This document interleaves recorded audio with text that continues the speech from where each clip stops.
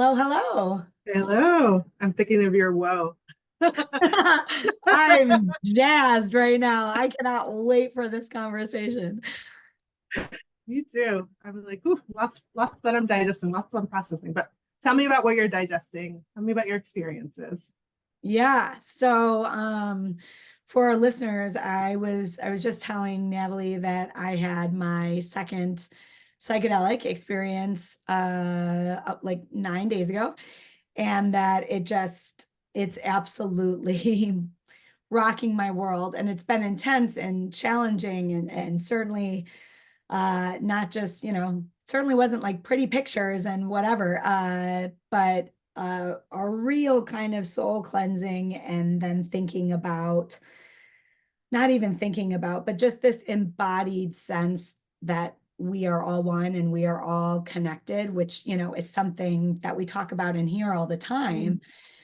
But what I was just saying to Natalie is that it's it's an embodied knowing of mm, that is indescribable through words. mm, And that I think if more people could have an embodied knowing of that, right, mm, rather than just like an intellectual understanding, or theoretically that sounds good, or sure my values aligns with that, but like in your bones and your tissue and mm, your DNA, if you could have that experience, that's life-changing work, that's world healing work. mm, And so yeah, I'm just like split open and raw mm, mm.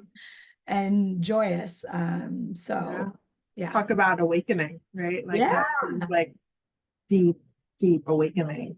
And it makes me think about like how we as a society could encourage these different ways of knowing, right? Like that sometimes words are limiting. You Yes, can't so like limited. explain the profound experience Mm-hmm. that you're having. There's just like awe and beauty and Mm-hmm. like a depth. Mm-hmm. Uh, Oh yeah. Oh yeah, yeah. absolutely. All those things. But you're right. That's only one way to get there, right? Mhm. Yeah, why don't you share a little bit about this book you're reading that is just Yeah. Yeah. beautiful blends with it? So I've been hearing this term modernity for like, I don't know, like the last year or so. Like not a lot of people use it, but like a decent amount of people use modernity. And so I've been like in this embodied social justice training that I kind of like, this is my second year doing it. Like it's like 3 months in the spring, early summer. And I like doing it because one, it focuses on embodiment, which I appreciate in the social justice world. But they bring different speakers every session is like a different speaker. And so the person who wrote the book Hospicing Modernity was a speaker maybe like a week or two ago. And I was like riveted to the screen, like taking it all in. And like some of it I'm still like processing. But anyway, so then I downloaded the book and I've been listening to the book. And basically, my sense of what modernity is that it's basically like a box to put like imperialism, colonialism, um, and capitalism, like the intersection of all of those things. And that this whole idea of like modernity, so like this time period, is like dying or coming to an end. And you can tell because, the climate crisis, like, you can see parts of the world that have less resources. There are fires, there are floods, there's like earthquakes, and they can't, Mm-hmm. you know, particularly in the global south, they can't like they don't have the resources to be able to navigate it. And part of it is because we've exploited bodies, we've exploited cultures, societies, resources, and it's often these imperialist countries in the global north who exploit like the global south, and then come in and try to rescue or be white saviors or Mm-hmm. saviors in general, Mm-hmm.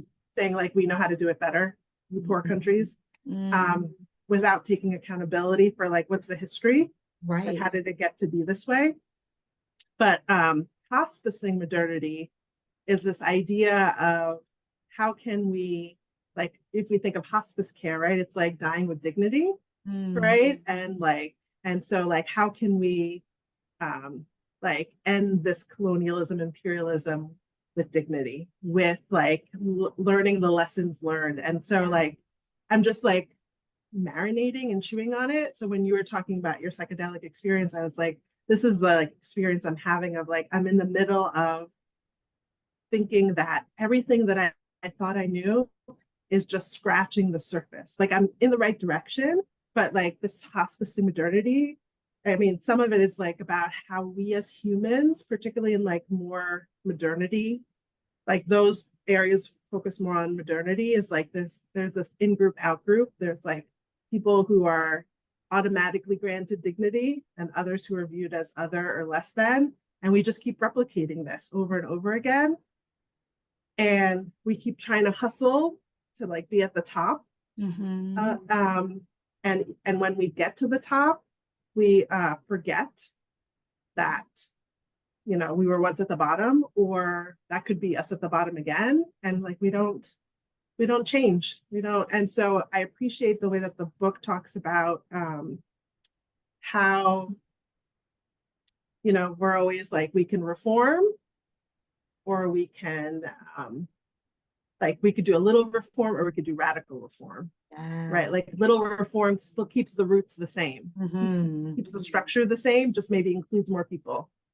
And radical reform is like really reimagining a whole other way of being in relationship with each other, right? And like, how can we look at like all the stuff we see in the news, which is a sign of modernity dying, right? Like the protests and this is the part of my in the book talks about high stakes and low stakes. So like high stakes would be like I would say like in recent times, like all the college students and their allies who were doing a Free Palestine kind of protesting, like those were high stakes, right? Like they were putting their like degrees on the line. They were like willing to get arrested, like thinking about like all the journalists who like risk their lives to like get us accurate information about what's happening in these different parts of the world. Low stakes, right? Which is I think what most of us talk about in day-to-day life is like, am I willing to do these low stakes things? Am I willing to speak up like with friends and family? Am I willing to like go to a board of ed meeting and like speak my truth? Am I willing to like go and like shop at a locally owned business, right? Rather than like purchasing on Amazon, right? Like those are low stakes, but like our nervous system and our mind makes us think it's like huge and I can't do it. Or the opposite, right? And it's like it's too small to matter, so I won't do it. Right. One extreme or the other. Right, exactly. And so like how do we like have a blend of low stakes, high stakes, right? And how do we not judge others? Like who am I to say like your stake is too low, right? Because I'm not living that life, I'm not living that context. That might be a high stakes for you, right? And so, but like the point is not to do nothing, right? Because that just keeps this going, this system, the structure. Yeah.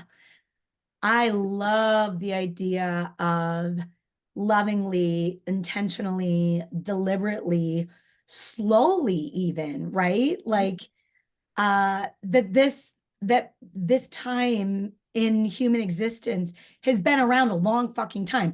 I mean, a drop in the bucket, right? When we think about like how long we've had humanity, it's a drop in the bucket. But like for us as these humans now, it's been a long time. And we have been closing it, right? And we are going to continue to close it. And I love the idea of thinking about that in terms of intentionality, deliberate, and our own individual accountability for what that looks like. Because again, I think it's so easy to get fired up, and that makes sense. And we need some activation to move, right?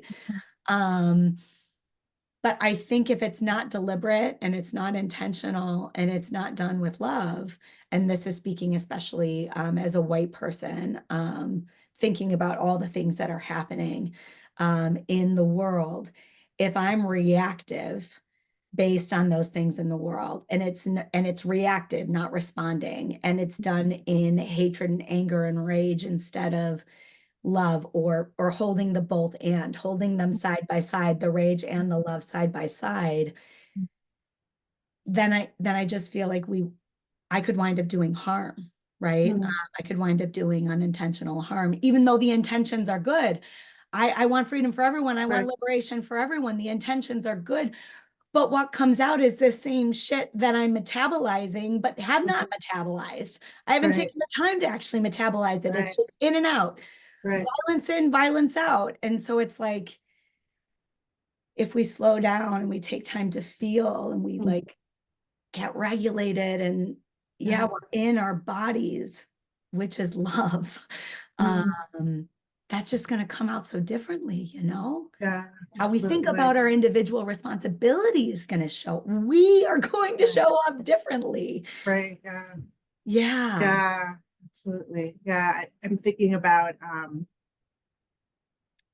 I've been in a lot of discussions around reparations and like Mm, what does that look like in the United States? And I saw this really great for my book club, this really great panel discussion with like three Black people talking about reparations in the United States. And there's a whole debate about um, you know, how the United States is so opposed to reparations towards Black people, and that even within the people who are supportive of reparations, there's a whole discussion of should it just be the descendants of the enslaved, or should it be Black people who were here before, like, 1968 or something, before the civil rights laws came into place. And so um, I think like what's so interesting, I think for me, because like I came into the social justice movement around like Black Lives Matter, right? In terms of like, what is the anti-Black racism that has always existed in the United States? And from there it expanded, right? It's more than just that, but that's like was my entry point. And mhm, that's the word I keep coming back to. And I think what's so hard that I like what they talk about in modernity is like so much of modernity is about racial exploitation, mm. right? Like at the Yeah, fundamental root, like absolutely. you could pick lots of different groups of people who have been racially exploited, right? Indigenous people, Chinese people, Japanese people, like Hmm. um, you know, Latine individual, like lots of people have been racially exploited. Yeah. Um, and like we as a country can't talk about it. Right. Like there's something like that gets so activating for people, Hmm. particularly Hmm. white people, Hmm. who's like they can't even go there. And so then we can't we can't even see that there's love built into like reparations. Yeah. Right? Like if we really think about like reparations, like it's about like what they were saying is that reparations is paying a debt that's owed. That's all reparations is paying a debt that was owed. That's Right? right. It doesn't solve racism, No. but it at least says like we did this harm and like we want to pay the debt Right. And there's so that we could. accountability. Right, exactly. And so, and if some people are seeing this accountability, other people are saying, well, that's punishment, right? And I didn't do it, right? My parents didn't do it, blah blah blah, Mm. right? But thinking about, how do we have these conversations about reparations, and that there's lots of different reparations, not just financial reparations. There's like there are Mhm. laws in place that purposely kept certain people excluded, and like how do we change the laws so that that doesn't happen anymore, right? So I think this is where I get like, oh my goodness, it's like too much. I Like to know. be awake sometimes is too much, Right. right? And so like how do I keep diving in because this matters. Hmm. Yeah. Oh, I've been so deep into that like existential quandary. Um, yeah. And where I've landed, for right now in this particular moment is that I need, right, there's like love to me, love to others, love to me, love to others. There cannot be love to others without love to me, Mhm. right? There cannot be love to me without love to others. They're like Yeah. different sides of the same coin. And so For me, what I've been practicing is just I feel like I do mindfulness or attempt to do mindfulness or like walking meditation all day, every day. It's like, how often am I going into my head? Mhm. Because every time I'm going into my head, then my ego, my thoughts, right? My thoughts are the boss of me. And that is a dangerous, scary place to be, right? Mhm. So I'm like, back to my body, back to my body, back to my body. So like a million Mhm. times a day, I'm like, back to my body, back to my body. And if I can do that, then I can be like kind to me. Then I can experience the joy and the gratitude and the bliss for like so much that is beautiful in my world and in my life. And then when I'm overwhelmed with like, but I need to do this and this needs to happen in the world, and like I've got an idea about this and da da da. I have a thing on my calendar where I've said one thing a day. And Mhm. I have me, family, work, community/world. And every day, if I can just do one thing Mhm. for me, my family, my community, my world, my work, then I'm like, and that's all I want to do. And I'm not like, and I'm not trying to sneak in a million extra. I mean, I am, but I'm noticing how often Sure. I'm trying Yeah. to like sneak in a million other things. Like, but it's like, then I get activated. And when I'm activated, I'm showing up in ways that like are not helpful Mhm. to me or anyone else. So it's Mhm. like, Yeah. get back to my body, do one thing a day. Mhm. That's my recent experiment for this, the Yeah, I love overwhelm. that. Yeah, I love that. It's interesting. I think so I think I mentioned that I've discovered Pilates Mm, reformer and tower like at the end of last year. So I've been going like a couple times a week. And it's replaced the yoga asana that used to be a regular part of my life. And while I don't consider Pilates spiritual, right. really, like I don't go to it for that. But what I appreciate, right, is like, so I've been doing it for like 6 or 7 months. Like Mm, I can feel the difference in my body, right? love. Like the strength, the little muscles that I didn't know existed before, like the ways in which I'm able to do shapes that I didn't used to be able to do.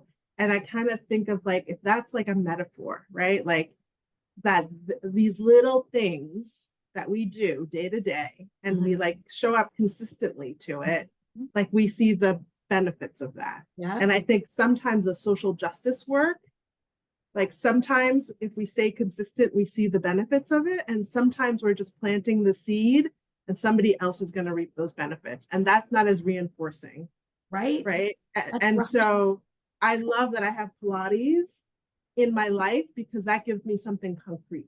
I Hmm. keep going 3, 4 times a week and I see the physical benefits of it, but also like that can balance out these other things that I'm doing where I don't always feel like I can see the concrete stuff. And if anything, I might, in some ways, be turning my mind towards like all the people who I think don't get it or aren't as engaged or like are just complicit and going with the flow and Hmm. helping to hospice modernity, right? Yeah. And so like how do we have that balance in Yeah. our life? I'm gonna go totally in a different direction. Love. Um, so I was listening to this podcast yesterday for this new book called New Friendship. No, it's called Modern Friendship. But Hmm. the podcast was the author talking about adult friendships and like it's just interesting to think about friendships in adulthood, right? In terms of like in some ways it's harder to make friendships, but also like our life is so busy for so many of us, right? It's like how do you make the time to care for friendships, right? Like so we could zoom out to like anti-racism and collective liberation, and we could also dial it down to concretely like Mhm. we need community, like we need Yes. supports, right? Yes. And so many people are lonely, Yes. right? Or feeling alone and how and so she was talking about having like your like inner group, which is like she would say like 3 to 5 people, and then like your outer, like your next wave of people, which could be like 10 to 12 people, right? So that might be like the people you work with, or like, you know, friends you don't see that often. And I like that she talked about like memorial friendships versus active friendships. So like memorial friendships are like people you care about, but like you don't see them that often, or you know, you're not in each other's lives in the same way, but like you have affection for them. Like maybe it's someone you went to high school with or used to work with. I have like lots of memorial friendships.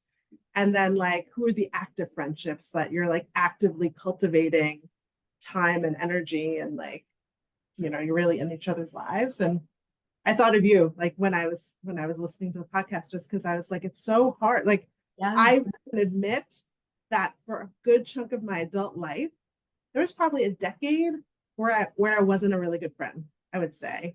And I mean that my like I wasn't the initiator, right? Like Mhm. those friendships lasted probably because the other person did the work to keep it going. Mhm. For whatever reason, like, you know, I was busy with work, I had young kids. I took it for granted because usually it was easy to maintain friendships. And I can feel in the last few years the ways I've actively tried to like cultivate certain friendships. Mhm. Right? Like, even if I would say, like, I think part of the reason we did the podcast was because like you reached out, right? Like, and it was about something totally different, but I think that got us to like connect, Mhm. right? And so it's I'm trying to balance out, like it's great to do all this anti-racism stuff, but it's also good to like take care of my house, like Yes. take, right? Like Yes.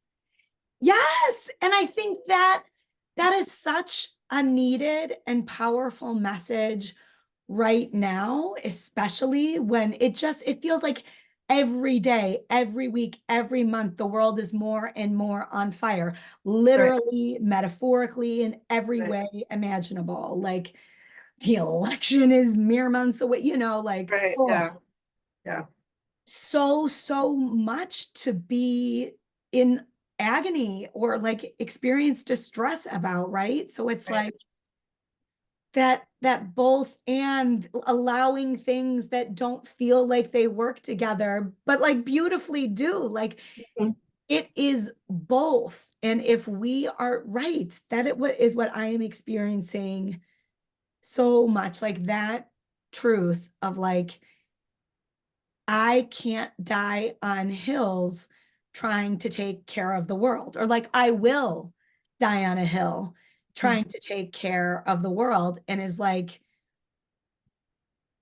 if I'm not taking good care of me, like, how does that work? It just doesn't work. Right, yeah, I don't want to live a story of martyrdom. I don't want to pass on that narrative to my children, right? Like it has to be, it has to be both. I was feeling so depleted at the end of both my weekend days.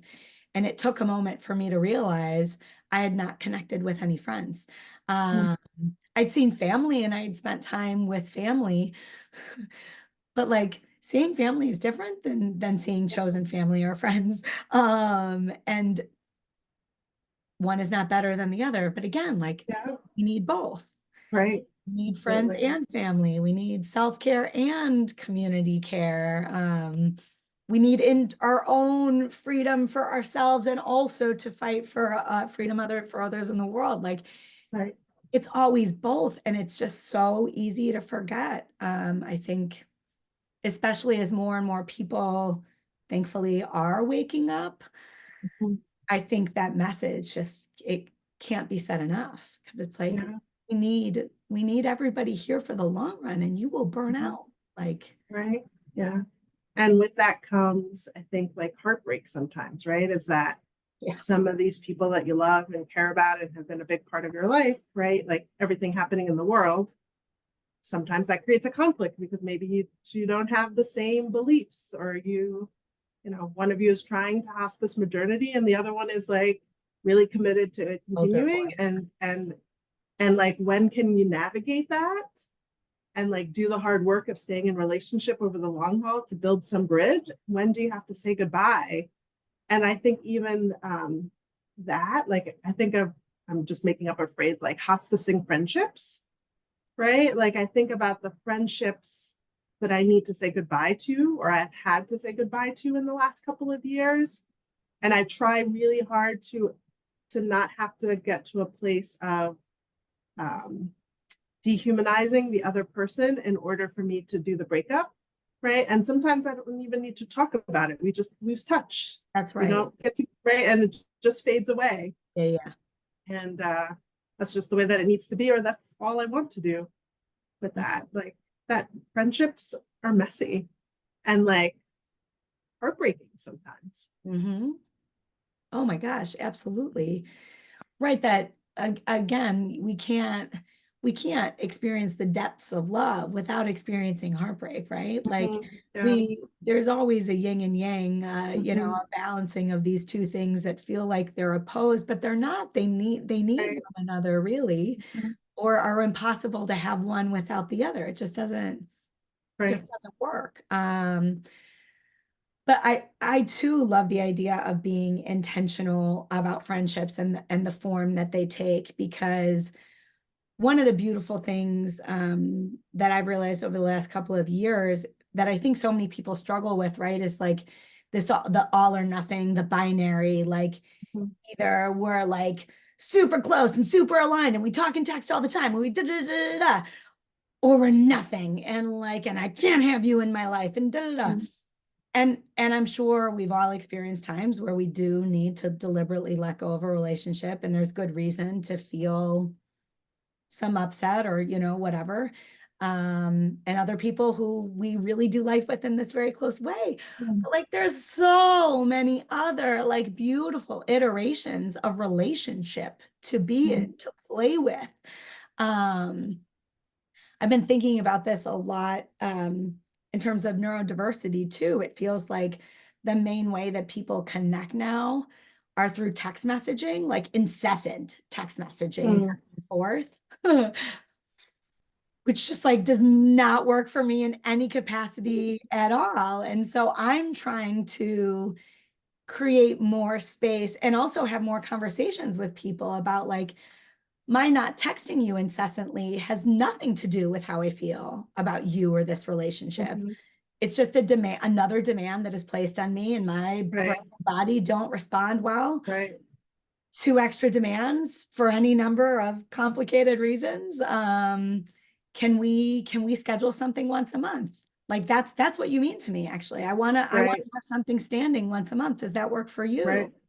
Um, and then there's no pressure or obligation to talk in between. If it happens, Mhm. awesome. Yeah. But I don't constantly now feel like I am behind and owe a debt to you in our relationship. That's not good for anybody, right? Anyway, Right.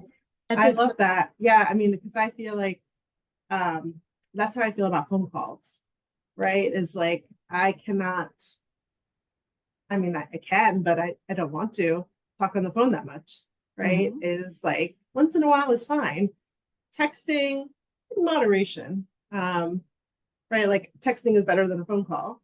Um, Yeah. so but yeah, like yeah, let's set up a regular time to connect, either Zoom or in real life. Like let's do it. Like I'm willing to allocate the time because that's what I have capacity for. Because um yeah, otherwise I have this, I get so many emails and like I don't get as many text messages, but like sometimes I forget about text messages because Uh-huh. I can't flag them to say like return later.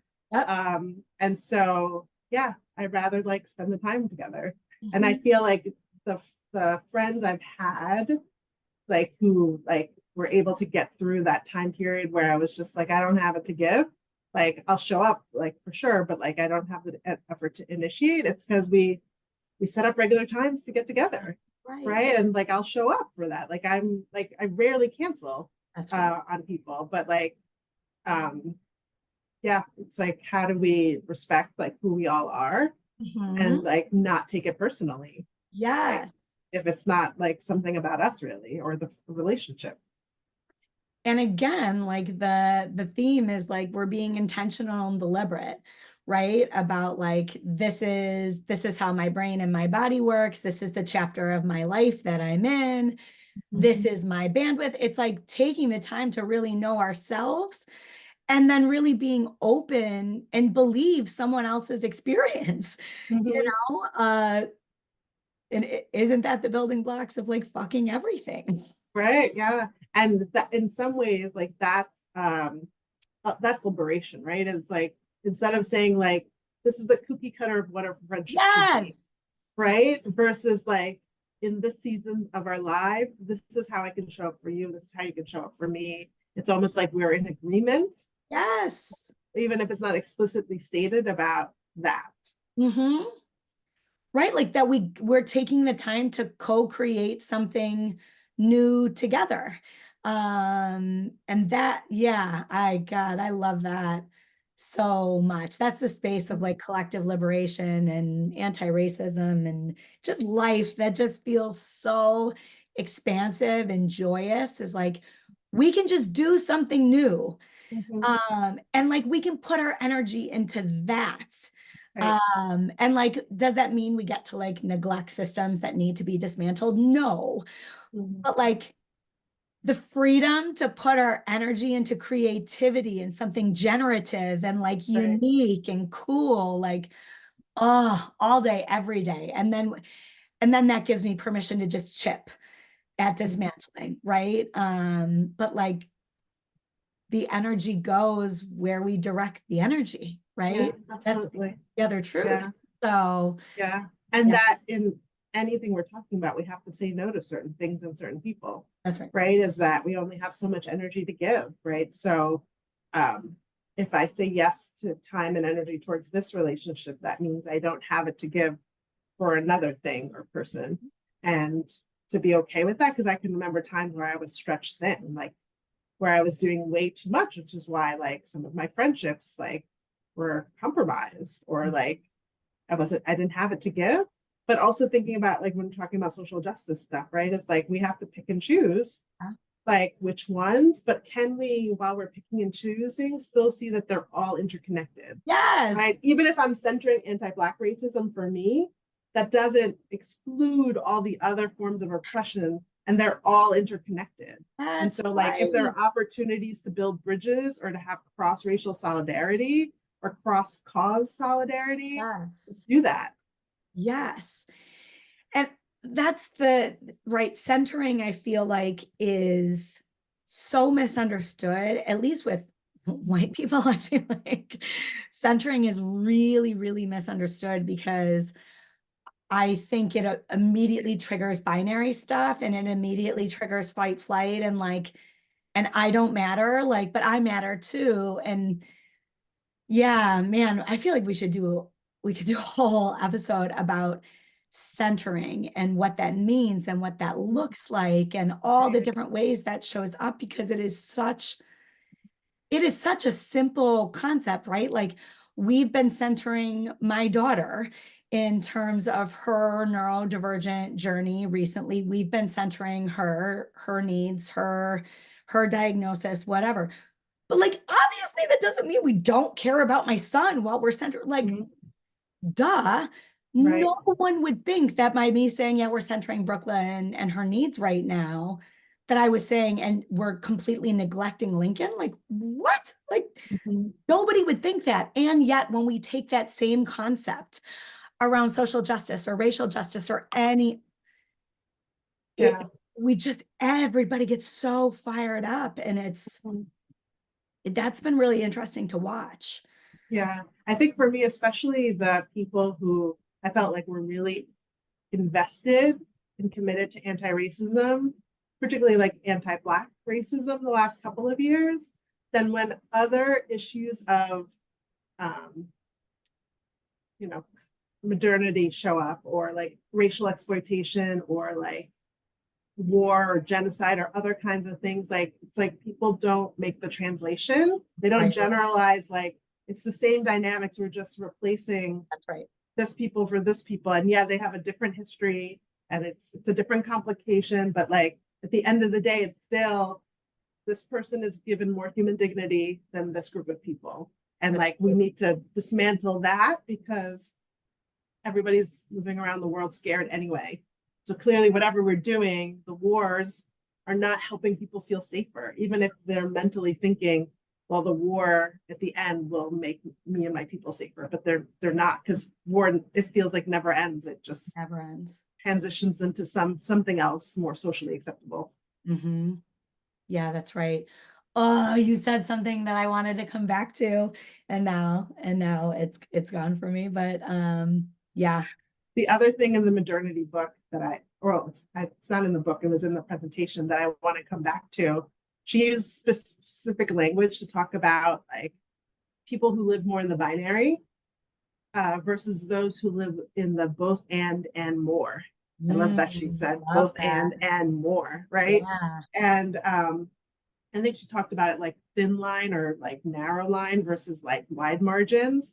And sometimes, I don't know if this happens to you, like sometimes when I'm talking to people, I can get a vibe that like, oh, this is a person who like we could go deeper. Mm-hmm. Like we can expand. Like you may not know all the language, you might not have read all the books, but like your mind orients towards like this liberation, right? Versus like people who are like they're just doubling down. Yeah. This is the way it Right. is. Any noise, anything I'm saying is noise that gets in the way of this narrow version of what the world is, right? Like even the American dream, right? Which is like such a racially exploitive, like modernity concept that makes it appear like it's colorblind, but it never was ever No. colorblind. Right.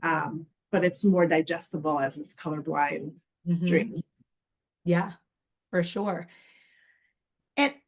And tell me what you think about this and that expansiveness, this idea that like we're at varying levels of expansiveness or openness or whatever, and then varying levels of constriction, right? And it's not one or the other. We've all Yeah, probably got a little constriction and a little expansiveness, but your ability to discern who's in a more expansive place, who's open to being expansive, and then folks who are in a place of constriction. And that's, I feel like I'm coming to think of that as just all fear, just so much fear. mm-hmm. And people's ability to even think about it as fear is part of one of the Right, variables right. that like is a fun little lever to play with a little bit in Mm-hmm. terms of if we can turn down the volume on fear, can we create more expansiveness? Yeah, absolutely. Yeah. Yeah. And I think about how much education, right? Like if we think about how much of our life, particularly like before age 20, we spend in school systems that are indoctrinating us into the one way, Yeah, yeah, right? The more binary system. yeah, And then some of us go to college or graduate school and that expands. Some of us travel, some of us move around in the world, and that allows us to expand. And I think about how much the environment is also supporting binary, mm-hmm. right? And especially if like all you ever take in is like news from the global north or like what your family tells you, that and if they're in the binary, Yeah. then like that's what you're going to be consuming, right? And I think about the attack on higher education and just like it's this liberal cesspool or liberal place where like they just throw all these woke ideas at you and like it's making the world worse and all that. But I think that fear that you're naming of like if we introduce more people to other possibilities, then modernity can't last, right? Because if people realize like, oh, I don't have to just be attracted to one gender, like I don't have to just be the sex I was assigned at birth, like marriage could be like whatever I want it to be or nothing at all. Like if we just like keep like challenging all the things we were indoctrinated into, particularly in like a Christian like Western world, like I think about like what are all the things we're not learning that we just think like this is the way that it is. And like it's just because we've never been exposed to other possibilities. So much that, which again, like kind of comes back to like, I think I think as a white person who feels very strongly and committed to social justice work, right? I think it's so easy to feel like I have to do this and we have to fix this problem. We have to come up with a solution for this. And like what I'm slowly starting to like wake up to and play with, and it feels so good, is like the power of community and just naming struggles. Just Mhm. naming struggles. Yeah. That there's so much power in that. Like I'm thinking about the power of the Me Too movement, right? Like did some things change as a result of that? Yes, but like the power of it was the solidarity. Mhm. That is where so much of the power was. Like, oh, I'm not the only one struggling with this. Oh, I'm not the only one who's experienced this.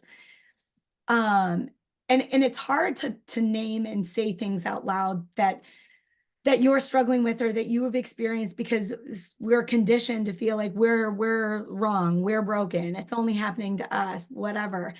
But like the naming of struggles, there is so much power and healing in that alone. Right. Yeah. And so much of our culture, or not our culture, I would say so much of a particular kind of culture says keep that to yourself, right? Oh, Like 100%. don't share that outside. Like don't air the dirty laundry, or That's right. don't like the vulnerability is weak, right? Yeah, Rather yeah, than like a sense of strength. that's right. And so again,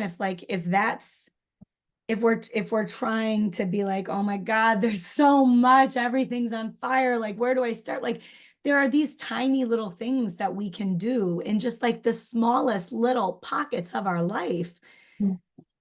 that make a difference. But again, to your point, we can't necessarily see it, so it's easy to disregard it, and that's not something you can Right. necessarily like post on social media or get like a gold sticker for. And so it's hard to feel like it matters, but I'm just, I feel so much like it really does. Mhm. It really does. Yeah, absolutely. Yeah. Yeah. So all of this like awakening is like, how do we keep even awakening to like history, to other cultures, to other ways of doing things? And we can still discern like it's for me, it's not for me, but to know other things exist and I'm Right. choosing Right. this option. It's not that this is the only option. Or the right option, right? Like, Right. Yeah. that's what like Mhm. culture wants us to believe, is there's only Mhm. one way and it's the right way and everything else is Mhm. garbage. And, it's Yeah. just so Mhm. ludicrous. But Yeah, absolutely. And that with all the advantages we have in the United States that some of us have access to more than others, that even that while we are accumulating, like I guess like it's a culture of consumption, but there's also I think that comes at a cost, right? Like loneliness or stress or like the hustle for your worthiness or um, feeling like we can't have time for friendships or relationships or we can't be there for each other because we're so busy, like focused on just surviving. right. And maybe other cultures have different tension points and different things because just, maybe they don't have that same modernity happening Right. there. Right. Living life differently. And it's more steeped in community, right? And like Mhm. doing life together rather than everybody in Right. a little individual bubble. Like they are living, they are embodying Mhm. oneness and interconnectivity, right? Right. We Yeah. espouse it. Right. Yeah. Like But how many of we've us are, lost that rhythm as a uh-huh. community because Yeah. of all of the centuries of Hmm. capitalism and exploitation Hmm. and people not having the basic needs to survive Right. Right. while others have so much. Hmm. Yeah. Yeah. Presence, Mm. embodiment, making space for Consistency. love. Yeah. Yeah. Absolutely. Yeah. Good Yeah. stuff. That feels like a Mm. good place, huh? Yeah. Glad to be on the journey with you. So glad. Yeah. Uh, all right. Well, like, subscribe, share, comment, all the things, right? Yeah. And we record episodes 2 times a month. And so glad to have you listening and being with us on the journey too. What she said. Thank you.